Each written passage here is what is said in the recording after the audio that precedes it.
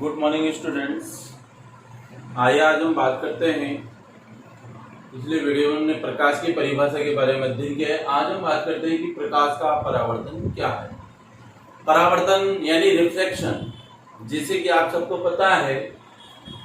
हम यहाँ नॉर्मल सी बात करते हैं कि लेसन के ऊपर बाद में जाएंगे कि दर्पण मान लीजिए या फिर कोई अपारदर्शी वस्तु जिसमें प्रकाश आर पार न हो।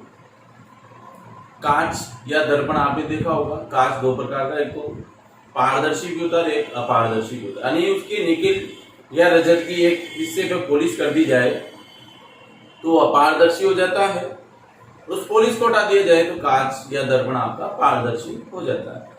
तो देखिए परावर्तन होता कैसे, रिफ्लेक्शन कैसे होता है कि जब प्रकाश की किरण या तो दर्पण या फिर किसी अपारदर्शी वस्तु पर जब गिरती है, फोकस डाला जाता है, तो वो किरणें क्या होती है, रिफ्लेक्शन के कारण, परावर्तन के कारण क्या होती है, वापस लौटती है और सारी दिशाओं में फैल जाती है। इस घटना को हम क्या कहते हैं, प्रकाश का परावर्तन। यानी जिस दिशा से प्रकाश गया था, टकराने के पश्चात पुनः वापस उसी दिशा में प्रकाश के लौट जाने की घटना क्या कहलाती है, प्रकाश का परावर्तन कहलाती है। तो देखिए इसमें दर्पण अपने पर पड़ने वाले, आपने देखा हो कांच में प्रतिदिन हम चेहरा देखते हैं। दर्पण दो बार दोहराया मैंने, दो प्रकार का, एक तो समतल दर्पण और एक होता है आपके समतल दर्पण जो है जिसमें आप डेली नित्य प्रतिदिन अपने आप को देखते हैं। वो दर्पण है। एक पारदर्शी दर्पण होता है जिसमें हम आर पार का देख पाते हैं। तो हम बात करेंगे अपारदर्शी दर्पण। दर्पण अपने पर पड़ने वाले अधिकांश प्रकाश को परावर्तित करता है। देख लेना आप टॉर्च जला करके अंधेरे कक्ष में, जैसे आप दर्पण पर प्रकाश को डालेंगे तो उसका रिफ्लेक्शन होगा। कहा गया अधिकांश प्रकाश को, कुछ प्रकाश को अवशोषित कर लेता है तो कुछ प्रकाश को रिफ्लेक्ट भी करता है, अर्थात प्रकाश को परावर्तित कर देता है, यानी कि फैला देता है, उसी दिशा में भेज देता है। इस घटना को क्या कहेंगे, प्रकाश का परावर्तन करते हैं।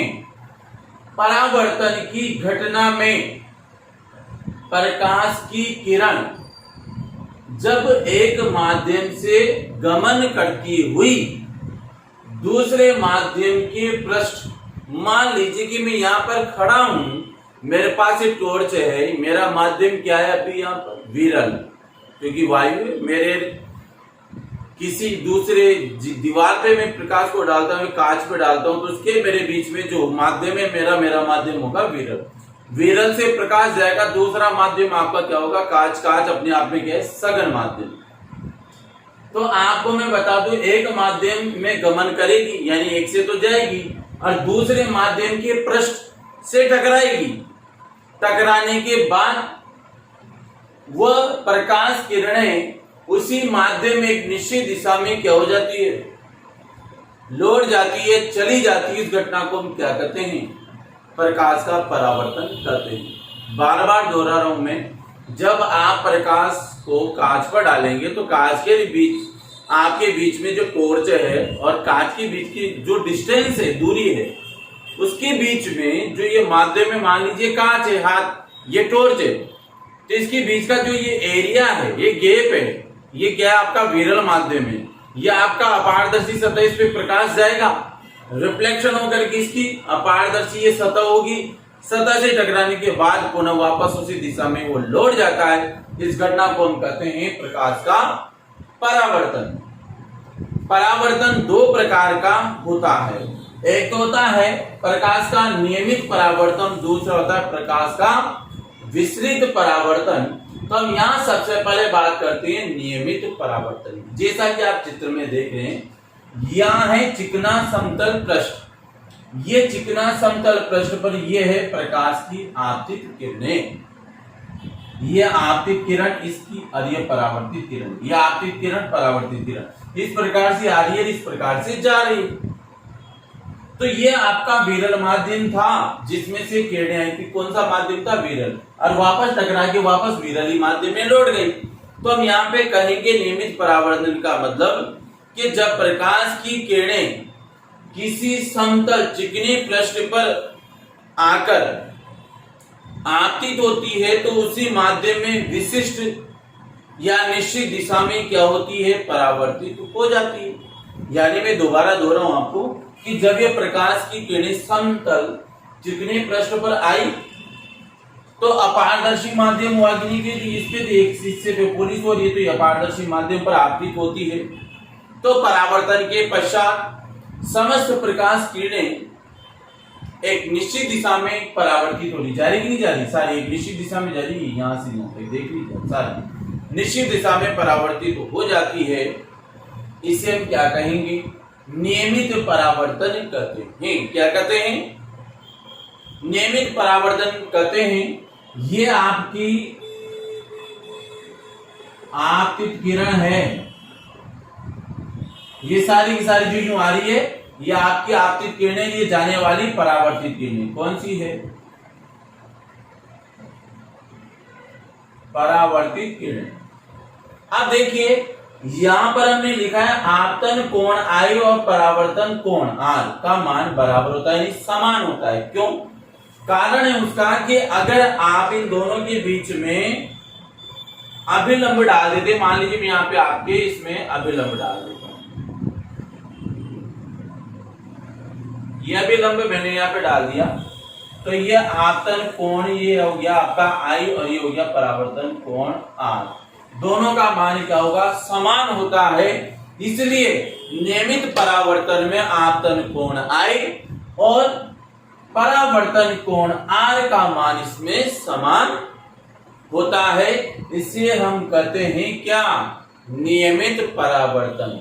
अब हम बात करते हैं इसके विपरीत, विसरित परावर्तन। विसरित का अर्थ आपको पता है कि इसमें तो एक निश्चित दिशा में प्रकाश गया था क्योंकि यहाँ चिकना समतल पृष्ठ था, यहाँ आपके खुरदरा पृष्ठ है। अब खुरदरा पृष्ठ में अगर कोई चीज प्रकाश भी जाता है तो ऊबड़ खाबड़ दिशाओं में लौटेगा, तो निश्चित दिशा में नहीं जाकर के अनिश्चित दिशाओं में जाए। ये आपकी वही आपतित किरणें हैं, आपतित किरणें, और ये जो जा रही है ये आपकी परावर्तित किरणें। कौन सी है, परावर्तित किरणें। तो देखिए इसकी परिभाषा कि जब प्रकाश खुरदरे पृष्ठ पर अपारदर्शी माध्यम पर आपतित होता है तो परावर्तन के पश्चात ये किरणें अनिश्चित दिशाओं में जा रही, यहां निश्चित दिशा में, ये देखिए इधर से इधर चली गई, इधर से आई, यूं चली गई, ये आई इधर चली गई, तो ये निश्चित दिशा में नहीं जाकर के अनिश्चित दिशाओं में परावर्तित तो हो जाती है। इसे हम क्या कहते हैं, विसरित परावर्तन कहते हैं। क्या कहते हैं, विसरित, क्योंकि इसमें आपतित किरणें आती तो है खुरदरे पृष्ठ पर, परंतु इस खुरदरे पृष्ठ के कारण निश्चित दिशा में न जाकर के अनिश्चित दिशाओं में फैल जाती है। इस घटना को हम प्रकाश का विसरित परावर्तन कहते हैं। परंतु इसमें आपतन कोण I और परावर्तन कोण R का मान समान न करके क्या होता है, असमान होता है। क्यों, क्योंकि इसमें परावर्तित किरणें निश्चित दिशा में न जाकर के अनिश्चित दिशाओं में जा रही है, इसलिए इसको हम क्या कहेंगे, विसरित परावर्तन कहेंगे। इसमें आपतन कोण I और परावर्तित कोण R दोनों का मान असमान होता है। इसके बाद इससे जुड़ने वाले कुछ उदाहरण देखिए आप। वायुमंडल में प्रकीर्णन, किसका प्रकीर्णन, प्रकाश का प्रकीर्णन के कारण नीले रंग का प्रकाश सर्वाधिक विसरित होता है, अतः प्रकाश हमें नीला या आकाश हमें नीला दिखाई देता है। क्यों, क्योंकि सफेद रंग है और जब वहां वायुमंडल में कहीं पड़ते धूल आदि से प्रकाश टकराने के बाद जब परावर्तित होता है तो सबसे ज्यादा तरंगदैर्घ्य जो होता है वो नीले रंग का होने के कारण प्रकाश हमें क्या होता है, आकाश हमें नीला दिखाई देता है। क्योंकि वायुमंडलीय परिवर्तन के कारण नीले रंग का प्रकाश सर्वाधिक विसरित होता है, यानी सर्वाधिक फैलता है, इसलिए आकाश हमें धरातल से देखने पर नीला दिखाई देता है। क्यों, क्योंकि आपकी जो प्रकाश की किरणें आई सूर्य से वायुमंडल में कई पड़ते धूल मिट्टी आदि के कणों से टकराने के बाद प्रकाश इन अनिश्चित दिशाओं में फैल जाता है। फैलने के कारण आकाश आपको काला न दिखाई देकर के नीले रंग का दिखाई देता है। इसी प्रकार आपने बंद कमरे में देखा होगा, एक बंद कमरे में जब प्रकाश की किरणें बाहर से कमरे में प्रवेश करती है तो प्रकाश के विचलित हो जाने के कारण कमरे में रखी हुई वस्तु भी हमें इसी प्रकार से दिखाई देती है।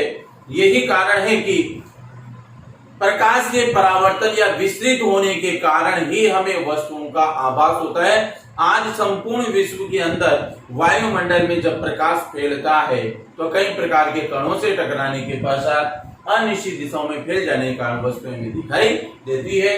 तो आज हमने इस चैप्टर 9 के अंदर प्रकाश वाले में प्रकाश का परावर्तन उसके प्रकार के बारे में अध्ययन किया होगा और वैसे कि आपको समझ में भी आया होगा। इससे पहले मैं आपको एक चीज और बताना चाहूंगा कि आपके प्रकाश के परावर्तन के नियम हैं और ये दो ही नियम है इसके परावर्तन के। पहला नियम ये कहता है कि प्रकाश के परावर्तन की घटना में पहला नियम जो है इसमें आपतित किरण यानी आपतित किरण, परावर्तित किरण, ये भी परावर्तित किरण, ये सब परावर्तित किरणें जो जा रही है वह अभिलंब, जो अभिलंब आपने डाला था ये तीनों एक ही तल पर स्थित होते हैं। तो ये पहला नियम है। दूसरा नियम ये है परावर्तन का कि नियमित परावर्तन की स्थिति में आपतन कोण I परावर्तन कोण R का मान क्या होता है? समान होता है। क्या होता है? समान होता है। परंतु विचलित परावर्तन में आपतन कोण I और परावर्तन कोण R का मान समान नहीं होता है। ये दूसरा नियम है। आज के लिए इतना ही काफी है। Thank you so much.